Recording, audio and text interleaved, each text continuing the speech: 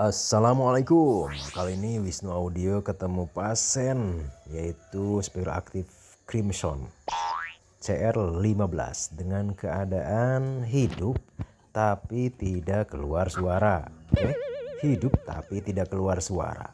Kenapa demikian? Mungkinkah dari voltase ataupun regulator power supply-nya atau dari speakernya atau rangkaian yang lain? Kita cek saja secara seksama. Wow, ini ternyata ada yang sudah direparasi, sudah dirombak, diubrak-abrik seperti ini. Seperti ini, ya. Lihat ini. Trafonya donat coy, tegangan 38 volt untuk power amplifiernya, 14 volt untuk CT tune control, 10 volt non CT untuk modul Bluetooth. Kita coba dengan jack ini, jack AC coy. Kita colok ke AC-nya seperti apa? Apakah ini tidak berbunyi sama sekali atau gimana? Tapi katanya tidak berbunyi. Hahaha. Mungkin ini ada beberapa penyebab. Kita ukur dulu setrumnya seperti ini. Setrum berapa? Loh, 3,3 volt ya. 3 volt. Yang ini minusnya 2,2 volt. Kecil banget coy, seharusnya tune control itu besar, 14 volt tadi ya tune control. Nah ini untuk amplinya powernya 41 volt, 41 volt. Nah simetrisnya bagus nih, kayaknya untuk power supply sudah bagus kecuali yang ini. Untuk tune control kita babat habis coy, lah dibabat habis. Pantesan tidak bersuara, ini sudah dimodifikasi. Wow, ini hitam.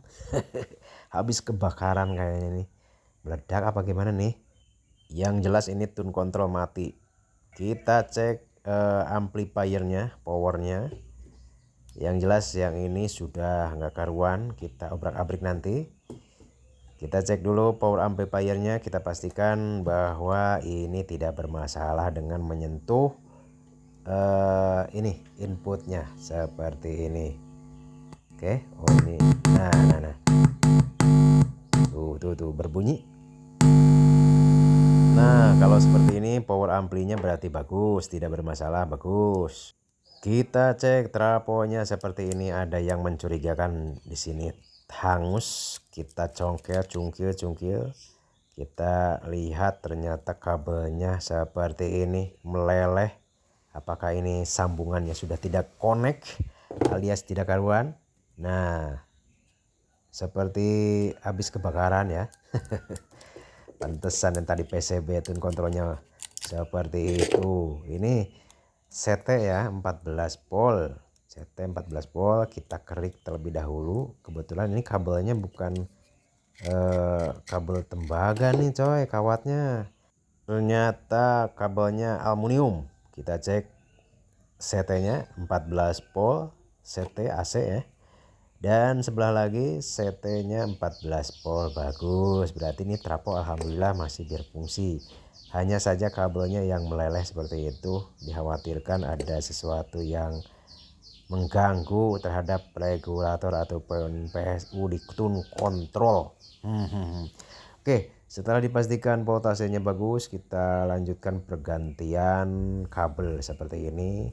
Singkat cerita saja ya. 3 kabel untuk CT 14 volt.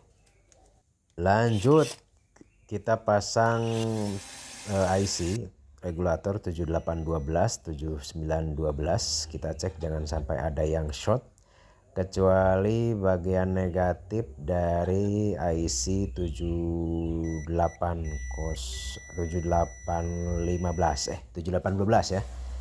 Oke, sudah dipastikan tidak ada yang short. Lanjut pemasangan input setrumnya yang tadi 14 volt. Nah ini CT yang warna hitam, yang merah ini sebagai 14 volt. Dua-duanya kita pasang di input apa ini namanya, dioda. Apakah ini diodanya masih bagus atau diodanya jelek? Kita tes aja dulu, siapa tahu diodanya juga rusak sahabat. Nih Kabelnya sudah disolder, udah dikasih timah, kita pasang di sini di pin tengah ya, dua-duanya di pin tengah bebas karena ini jalurnya jalur AC. Lalu kita ukur sebelum dimasukkan ke regulator ataupun rangkaian seperti elko, IC dan lain-lain. Kita pastikan ini keluar tegangan dari plus dan minus ataupun positif negatifnya di bagian ini dioda. Oke, kita ukur skala AC untuk inputnya. Oke, keluar 15 volt untuk CT-nya. CT nih masih AC, AC belum masuk dioda. Kita ukur di bagian dioda untuk skala DC ya. Ground atau CT terhadap plus kita ukur hanya 6,6, seharusnya 14 sampai 15 volt nih. Terus CT terhadap minus, terhadap min berapa ini? Waduh, ternyata minusnya 6 volt. 6 volt, plusnya juga 6 volt. Wah, berarti ini tidak beres coy. Kita ganti aja, ganti. Ini tidak beres ternyata coy. Diodanya tidak benar. Sudah dipastikan seperti itu. Sedangkan tadi kita cek voltasenya bagus, 15 volt inputnya. Nah, kita ganti diodanya. Pasang di sini supaya ada pendinginan, heatsink. Gunakan alat yang ada di dalam mesin ini. Kita masukkan inputnya, input AC yang tadi 15 volt ke sini ke dioda yang tengah-tengah nih, pin tengah. Kita ukur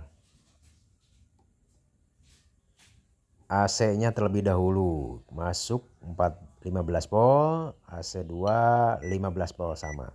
Lanjut kita ke skala DC. Coy, DC coy, jangan lupa ini minusnya 19 volt